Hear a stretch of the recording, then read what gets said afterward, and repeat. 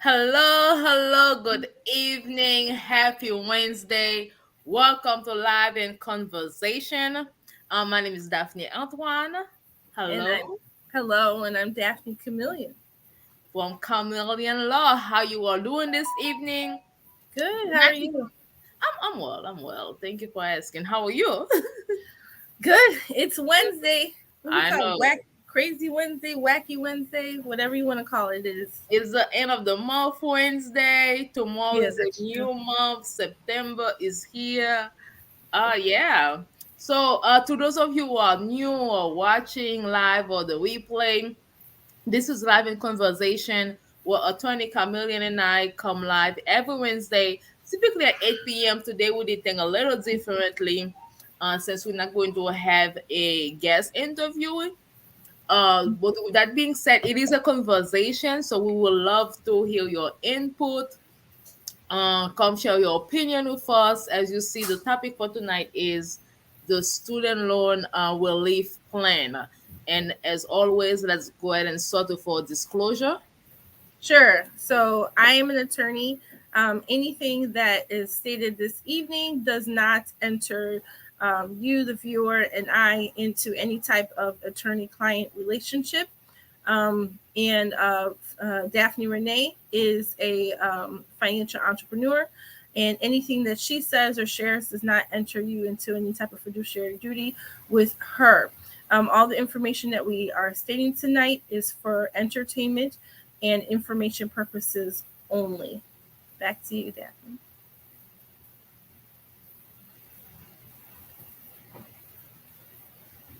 Back to you, Daphne. You're on mute. That's why I can hear you. Thank you for sharing that. So yeah, this is informational purpose only.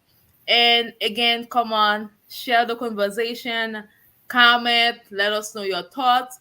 And as always, Attorney Chameleon will share current immigration news with us. So if you know anybody what's in need of her services, connect right now. Thank you. Sure. So this evening, we are going to keep it short and sweet.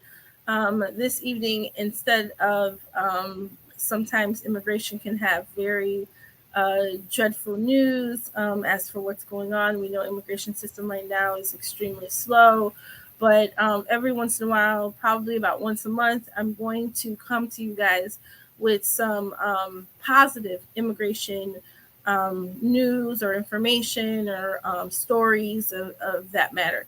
So this evening, I'm just going to talk to you a little bit about the immigrant impact on some of our favorite pastimes or things that we like to eat. So this is what I found on, you know, a website talked about some of the immigrants. Let me see if I can pull it up.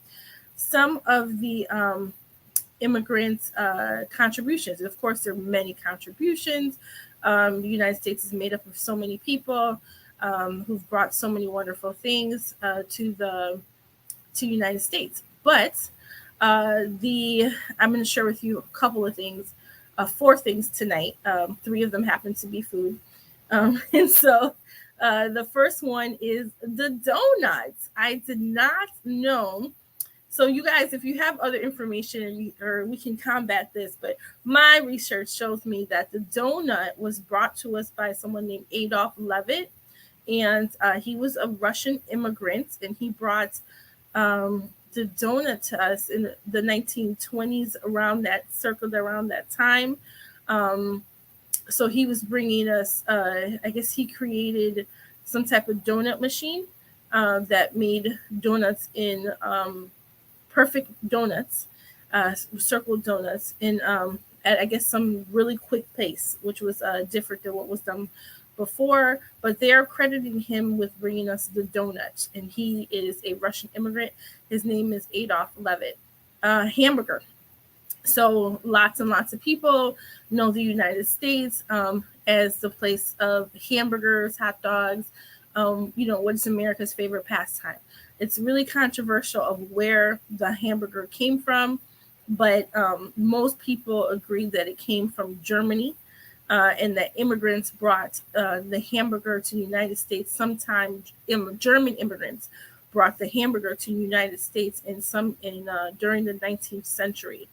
Another food, we're on a food kick tonight, is something very interesting. So cheese, right? Um, Americans have been making cheese for a long time, but a lot of people are familiar with American cheese, and when we think of American cheese and the brand that's brought us American cheese is Kraft American cheese, right? Lots and lots of people know Kraft American cheese. Well, who came up with Kraft American cheese but a Canadian?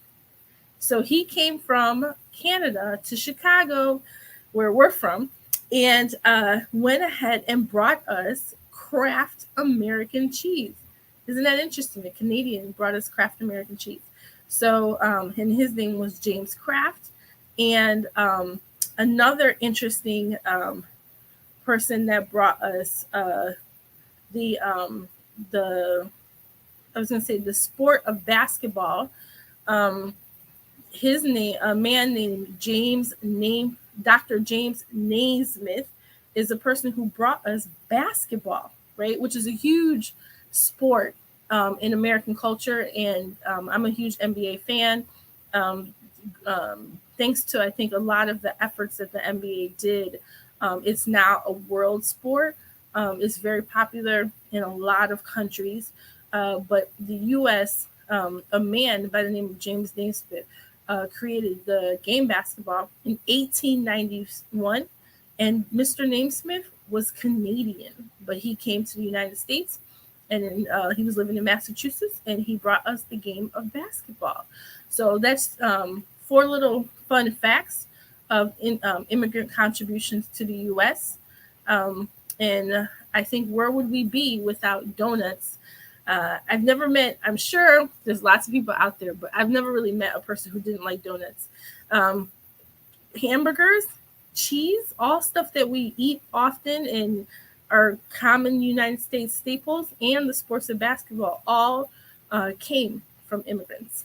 So back to you, Daphnée.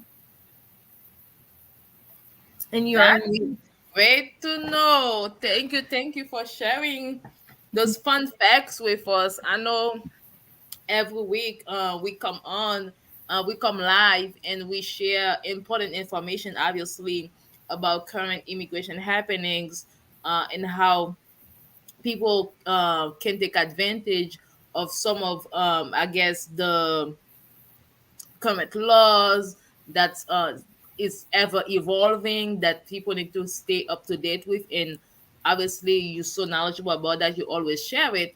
But to get those fun facts about immigrant impact is I mean, it's helpful, because at the end of the day we show that it's not about immigrant just coming here and taking from people. It's really immigrants coming here and contributing and making the US what it is today. And then so I hope people appreciate those facts. I surely do. Crafts is right here. I think it's in Glenview, as a matter of fact. I think the headquarters it might be. It might in be. in Glenview. So I did not know that. So thank you. And if you are an immigrant, or you know someone who of immigrant descent and they made a contribution to the US and you want us to share it, put it in the comment, give some shout out to all the immigrants that you know of. So today is a brief conversation. It's a light conversation. Obviously, we're gonna be talking briefly about the current student loan relief plan. Before I do that, I'm just gonna quickly share two resources with you all, that I believe is gonna be beneficial, whether you are um, a business owner or just a simply individual watching right now. All right. So let me share my screen. Again, this is live in conversation to those of you watching right now. My name is Daphnée Antoine, and then this is attorney Daphnée Camilien. So as a matter of fact, I just got this email today. So this is IDA. So that's the Illinois Housing Department. I always mess it up, but I'm just gonna give it to you all today. Illinois Housing Department Authority. Yep, IDA. I hope I didn't butcher that. Okay, so with COVID happening, and I'm not sure exactly why, but then IDA has programs where they assist first-time home buyers with down payment assistance when they're buying a new home. But technically, when they say new buyers, I think they change it to right now, from as long as you're willing to live in the property for about 5 years. And then so even though you are not a first time home buyer, you can still apply and you can still take advantage of those programs. So basically the program that they had when they assist families with down payment assistance. It was temporarily closed, but like I said, I got this email today that it says it's opening its door back. So which means that if you were in the process of buying a home and you were interested in taking advantage of this program and were told that it's temporarily discontinued. Well, here's great news for you. They say starting tomorrow, September 1st, the Opening Doors program will reopen. And it's available to eligible home buyers. Obviously, there's like income limit for it. But then, as I mentioned earlier, it's even though you're not a the first time home buyer, but if you plan to occupy the resident as your primary home, then you can take advantage of it. So it's $6,000 assistance. Okay, Oh so wow. yeah, so the assistance is $6,000. So the way it works is that you have your if you're using a lender, obviously, you'll have the primary mortgage through the bank, and then you'll have a secondary mortgage through them. And then so that'll be the $6,000. And then I mean, like, as you are living in the property, then the balance goes down. So you're not technically Mm, paying toward it. mm. It's basically eliminates the debt once you live there for 5 years. Okay, Okay. so it's like a assistance forgiving program. And then so you can go to IDA, ihdamortgage.org for more information. And then if you are working with your real estate agent or will lender, you can let them know you want to take advantage of it, and I'm sure they'll give you the details as well. So this was for families looking to be a first-time home buyer. So for those of us who are entrepreneurs or interested in being entrepreneurs, I know a lot of time when you are first starting, you want to basically manage your financial resources. And then so Squall is a organization, is a non-for-profit organization who's there to assist business owners, current business owner, people who are interested in being business owners, and they have a lot of resources. I mean, a lot. I shared it maybe the past 2 weeks, but I do want to share it again because they have an upcoming networking event on Thursday the 8th. Yep, Thursday the 8th. I'm just gonna pull it up right here. And so this is the website score.org, and it's I mean they do get financing from the Small Business Administration, so which makes it very affordable for entrepreneurs to take advantage of. And as I mentioned, these are all the workshops, the event, whether the webinars or live event that um, entrepreneurs can take advantage of, you know, free or even very low cost. And so basically you go to score.org, you click on take a workshop, and then you can do live webinars. Obviously that's in person. You can do um, these are like a list of the live of the webinars, and then you got the local workshops. I mean, if you feel comfortable, I will personally, if you have the time, recommend going to local workshops because it's good to network with other entrepreneurs. It's good to connect, and you never know. I mean, don't just go there looking for business, but then go there to, you know, connect with people for genuine relationship. And as you add value to people, I'm sure people will then go ahead and add value to you as well. So I highly, highly recommend take advantage of score.org. So many resources. Don't just do business by yourself. Connect and thrive. That's it for me. Uh, so with that being said, I had chameleon law information on the bottom. That's okay. Oh no. It's fine because that's why she's here. Okay. As a matter of fact, I just leave it on. So yeah, hi. Thank you for the likes. For those of you who gave the like, I appreciate that. Feel free to join the conversation.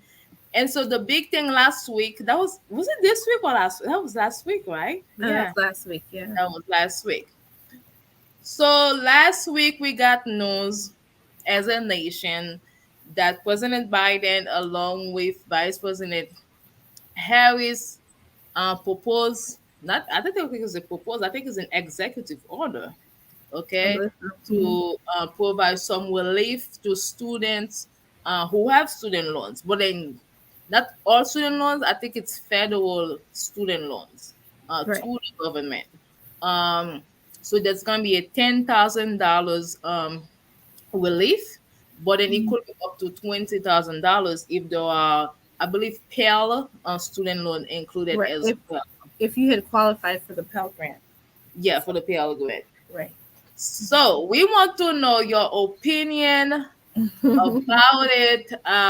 Attorney Camille and I have read a few articles about the pro and then the cons. And then Mhm. so we'll basically discuss that right now. And then feel free to let us know where you stand, if you feel comfortable, or just let us know your thoughts about it. So let's do that, Attorney Chameleon. Yes, let's talk about what they say right now. It hasn't gone, so it's effective, but it hasn't, like, the guidelines haven't, been released, and we understand that there people are going to have to do an application to see if they qualify. There are income limits. I believe it's 100. It's maybe like 100 125 for individual, and individual, 250 for married couples. so to right, and so and they said this is going to offer this potentially can benefit 40 million people, which is a lot of people. Yeah. This would offer some relief to those people. um, so I think I'm for it. There's people who there are advocates that say it was a band-aid, and they said that it's not enough. They want full relief of discharge all loans. So that's an argument for it. There's other people that have other reasons why, and we're going to get into that. But one thing I would say this, uh, I think offering it to people is great. I think it is going to give a lot of people relief. My thing that wasn't done that should be done is to get to the root of the problem as to why college is so expensive in the first place. College was expensive. I went to undergrad. I'm not going to say how long because you can calculate, but I went to undergrad a long time ago, and it was expensive a long time ago. It's way more expensive now. So it's impossible. And uh, it's this. I was going to talk to you too about the Parent Plus loan, and how all these things are just out of control. But yeah, so basically he's offering the 10,000 or 20,000. The application has not been released yet. They will release it soon. If you're a current student loan borrower, if you go to your borrower's website, I'm sure they'll tell you they don't know any more than what was stated. That's what mine says. So I do think it's a great thing. Yes, so let me see. I'm at the studentaid.gov website that give a little bit. Let me share that. So it seems like it may. I mean, again, it's all new information, but then at the same time, it could be something that's automatic. because they say that they can look into your tax return and then basically just connect it with your student loan, obviously, and afford you those assistance if you so qualify. So I think what you are mentioning, Attorney Camillen, it's basically the same thing that President Biden is saying as well. Is that yes, we understand these are debts, this is a loan, but at the same time, college costs soared like 3 times what it used to be, and yet, like, income stays like The even same, lower. I would say right? lower. I'm not even gonna say the same. Uh, and then, so this is it being shown? Is it? Yep. Okay. Yes, yes, Okay, yes. good, good, good. All right. So it says nearly all Pell Grants recipient come families with income of $60,000 or less. So basically showing how kind of like a lot of families who took those loans, I don't want to say minorities, but then they were not making money to begin with. Mm-hmm. Okay, and then so now this loan then become burden for kids who, either whether you graduated or not, you still have that burden. And so if schools are just lending money to students without having accountability, and there's no education process to the children, and then we are saying children because a lot of kids, maybe 17 and 18 years old, going to college and without any financial literacy. I think at the end of the day, there has to be some accountability if you are going to lend a 18-year-old 30, 20, $50,000. Yeah, So, absolutely. And yeah. when I was an undergrad, it was super, super easy to get a loan. To get a loan for school, and the yeah, that's how I'll say, it was just super easy to get a loan. So nearly okay, earning less than. So we want to know the audience opinion. I know you had some articles about, for or against. Maybe we'll go over that. So some of the arguments were that people who were getting this loan relief, maybe they should have been more financially responsible, and therefore they wouldn't need to get this student loan relief. That was arguments. These are going to be all arguments against. Again. And I think we just kind of said about how expensive it is. I Yes. did want to go. We're in Chicagoland area, and Chicago, we're very fortunate, which is like a lot of states, I'm assuming too, but we have a lot of colleges and universities, some very, very good ones, prestigious ones. Just we have a lot of great schools, from prestigious universities to great community colleges. But the people, because people always say like, well, why didn't you just go to community college? So I put this website in the chat. So you can kind of look at it. Well, you guys can't look at it, but it's Yeah. tuition costs and fees at Mhm. Illinois. But I just wanted to point out that the cost of college in the cheapest university in college is Chicago State University, the cheapest, and that is $13,638, and that is tuition and fees. That does not include room and board if you stay on campus. That is the cheapest, right? And then you have other schools like Urbana, University of Illinois at Urbana, and it goes by your major, but their average is about 17,000 a year. The thing is, University of Urbana is in Urbana. Most people going to that school, probably, I don't know what the percentage is, 90 some percent of those people will be also needing room and board. And But so that's just tuition. We're not talking about fees, and it's tuition fees, but we're not talking about room and board and eating also, which is room and board. So yeah. which adds up. But if you scroll down to that, in the community college is what I wanted to point out, which might be shocking to people, because people are like, community college, what is it, like $100 a credit or something like that? No, you have Places like College of DuPage, which is a great community college, that's $4,500. And then you have the city colleges. Malcolm X is $4,851 for community college. So I do want to add I think that was maybe 1 or 2 years ago. Mm-hmm. I would say maybe 2 years ago.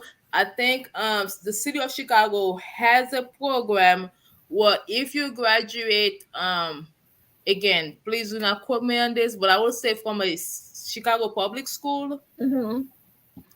and with certain GPA, you can attend the city colleges, the City College of Chicago now, at no cost. So I think that's like maybe 1 year or 2 years ago. But it's only if you graduated like when the program became in effect. So I think if you Mm, graduated before that program and let's say you want to go back to school, I don't know whether it will apply or not. okay. But Yeah. that's still attracting. So that's attracting, quote unquote, the cream of the crop, right? And community college Yes, is supposed to exactly. be like the everyman person. So if the cream of the crop got, a 3 point whatever, right? Yeah, They yeah, can yeah. just go to another university and maybe get a scholarship, Exactly. right? But Joe Exactly. Smo, who got, bust his butt to get a 2.5, right, is gonna have to pay $4,800. I mean, are you serious? And then we talk about federal loans. You know, federal loans right now, per year, it's. I was looking it up, anywhere between 5,500 to 12,500 in federal loans per year, right? So, community college, you can take that. But there's a max in federal loans too. If you Yeah. don't get most people understand community college to be 2-year universities. Um, I don't know about you, but I always say this: I have yet to meet a person that I know who attended community college that graduated in 2 years. I don't know that person. I'm sure they exist. I just don't know that person. So I say this: if I'm going to school and I go to community college for 4 years, paying 4,500, do you know what I'm saying? How much is that? Then you're looking at 20 some thousand dollars. After we talk about, I mean, it's expensive. Yes. So, Yes. I don't know. I don't know like what the And so is well, the answer is has to be cheaper school. yes, yes, Like like affordable. yeah. So I mean, it's not. I don't think that saddling someone with these. I mean, or even no interest or very. You know what I'm saying? Very. Yes, You know, yes. because these interest payments is what gets people. You take a $10,000 loan, you're going to be paying like 30,000 back, and And people then don't. so, as a matter of fact, because some of the articles that I've read is because of the income payment plan, right? Mm-hmm, So for people who participated in the income payment plan, so even though you technically apply for it, and then you have this monthly payment based off your income, mm-hmm. but then the interest still balloons, Yeah, and no. then so it in the long run it really does not help. And then I saw an article where I want to say young lady, a lady, she had like maybe $100,000 loan, and then she's been paying it. I don't remember the exact date. Again, I don't remember the exact date. Let's say 7 to 8 years, and then she now owes 125,000. Mm-hmm. you know, and it's Mm-hmm. like people are not saying give me money here and there. Mm-hmm. I do not want to take any responsibility. People are saying, okay, yes, maybe I was not financially educated to take this loan. Yes, maybe the schools, like high schools, instead of just pushing everybody to go to college, they should just give them the layout of the land. Okay, this is how it is. This is what loan are. This is what's gonna happen. Um, and not just push everybody to college, basically, and then plus allow people to come to understand what I don't want to say just assign people careers, because obviously people develop the passion change, Mm-hmm. but then give people other choices. Because I remember, I think I was reading something where they said back in the day, young people could just graduate high school and they come out with being licensed plumbers. They had careers leaving college. I'm sorry, high school. Mm-hmm. Okay. And then so all these programs were then taken out of schools, and then now all the were pushing is college, college, college. Um, Let me go back. Because I was talking about the lady with yes. Again, so people are saying yes, I've made mistake. I'm willing to pay this loan, but make it a way that if I've been making payments for 7, 8 years, let my balance go down. Mm-hmm. Like I want to be able to say, give me a way out. Mm-hmm. And it's like uh, I do not take the justice system, the prison system. I'm not taking anybody's experience lightly, and I'm not comparing, loans to being incarcerated. But then, like when somebody's incarcerated, they went to jail, they paid a crime, and then now they go back to society. They cannot get a job. Oh, I heard something. I'm like, I'm going all the way, Daphne. I have something interesting that we have to talk about. Go ahead. Go ahead. I'll bring it And back. this is like a one off.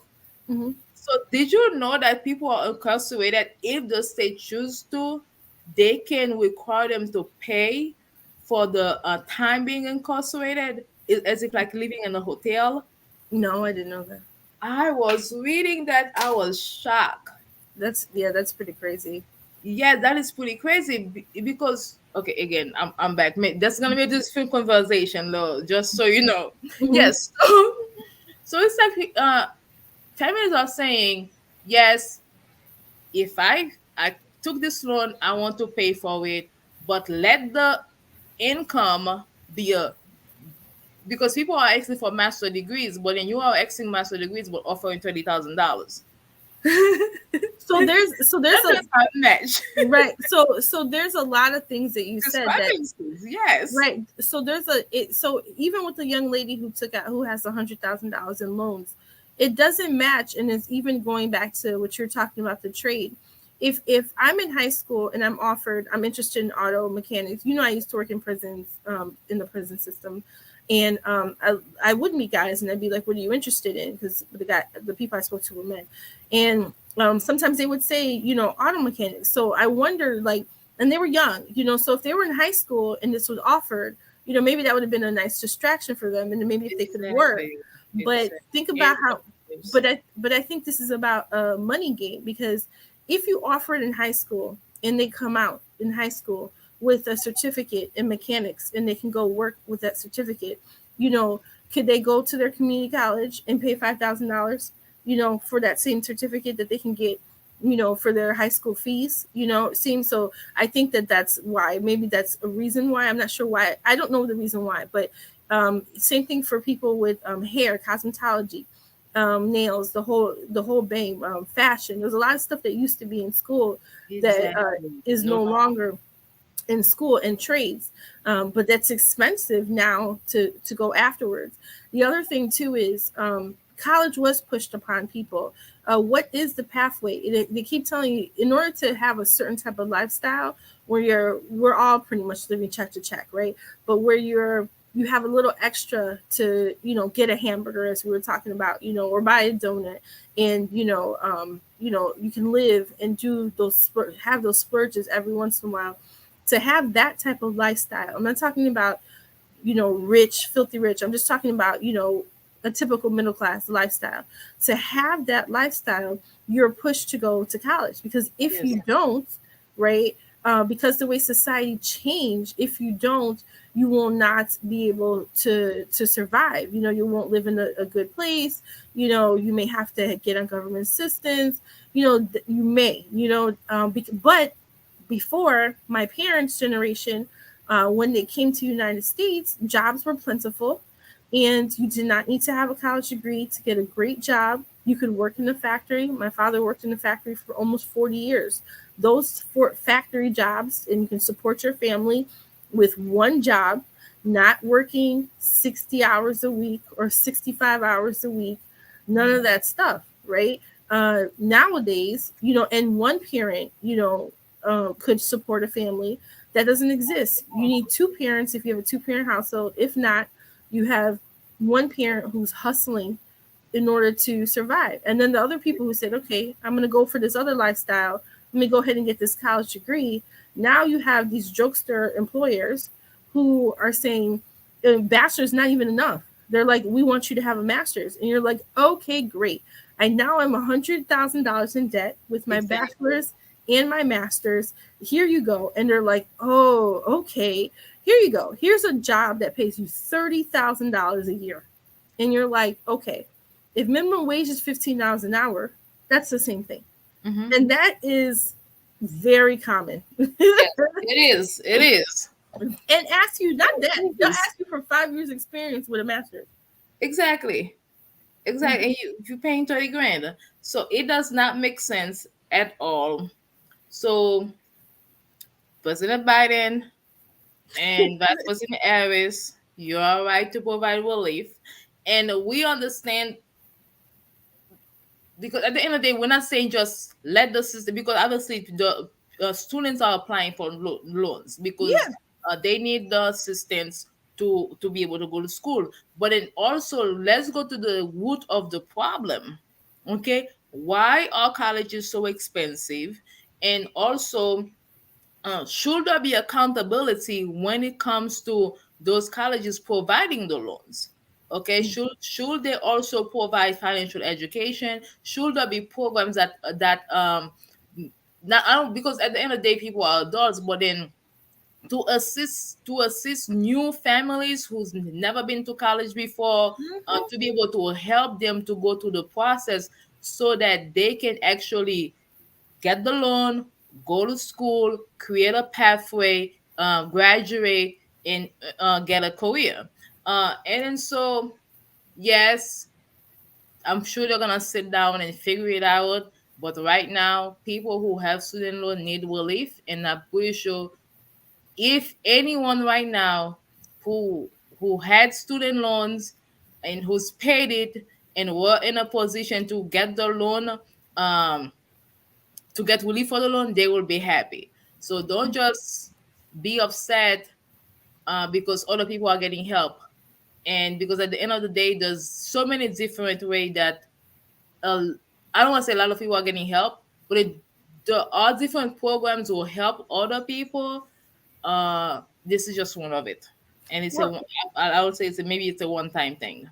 and I want to ask people, for those of you who, or for people who are in general are just bothered by this, um, I wonder, when all these people, corporations were getting the free PPP loans that are far more Exactly. than $10,000 and $20,000. Just here's a 50 million, not a Yeah, 50,000, 5 million. 100,000, 200, 5 million. No, Exactly. no one cares.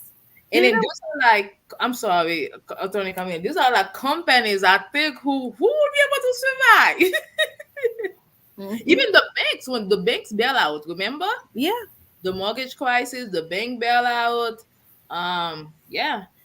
people And people didn't care. So I just question why so people are so feel so personal about this. But I also think part of it too is there's a not everybody, but I think there is something that they try, like people like degrees versus non-degrees. And I think people feel nowadays people feel some type of way, about, like, so maybe some people who don't have degrees may feel a certain type of way versus people who do have degrees. But I think we shouldn't be combating each other.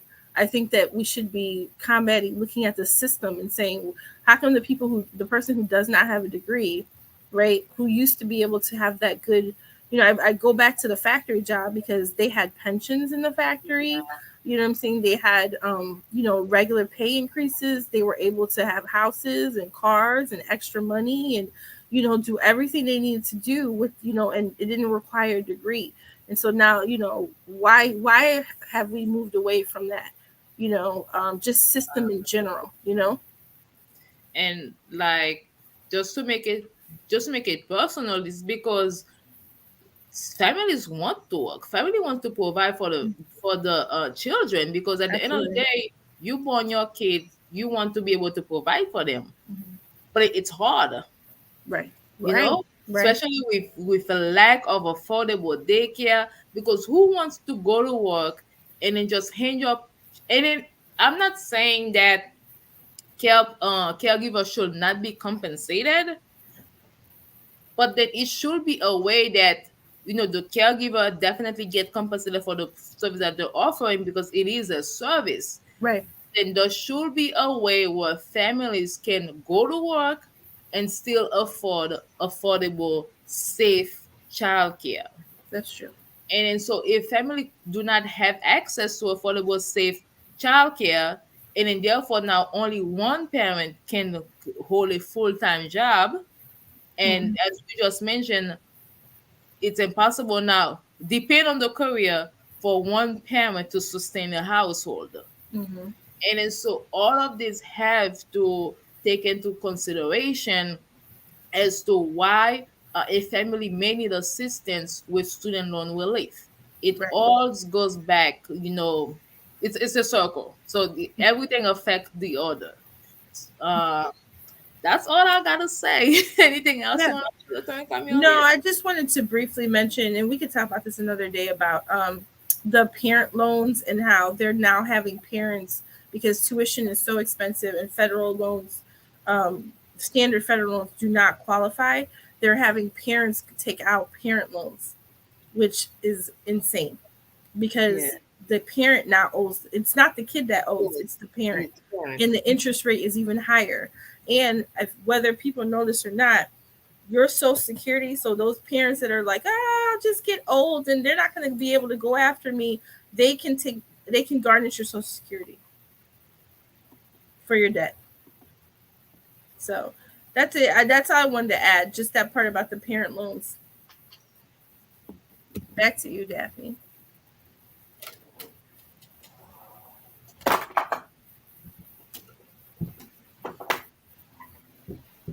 Back to you, Daphnée. I don't know if you hear me. Let's see. Oh Yeah. yes, thank you for adding that.